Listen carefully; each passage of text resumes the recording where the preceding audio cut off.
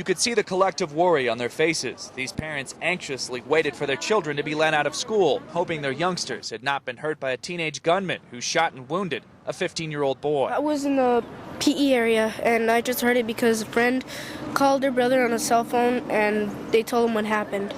That's all I know. Police say the shooting happened inside a computer lab at E.O. Green Junior High in Oxnard, California, a town about 65 miles northwest of Los Angeles.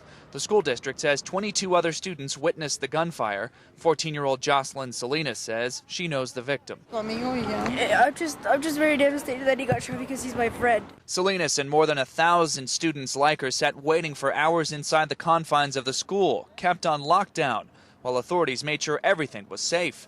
During that time, many moms and dads could not contact their kids. They're not allowed to use cell phones, and an emergency like that, sometimes I was calling and he wouldn't pick up because they're not allowed.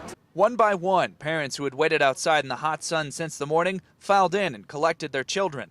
The first thing I did is took off my car and came around, and I noticed it was a lockdown in school, and that's what the police said.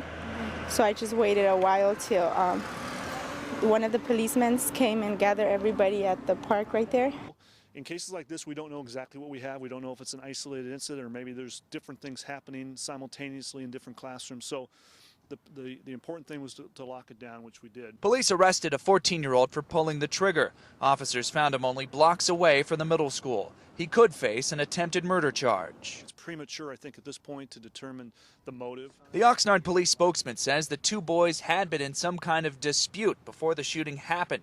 Police are not releasing either the suspect or the victim's names. Authorities say the junior high school does not have metal detectors to prevent weapons from being brought on campus.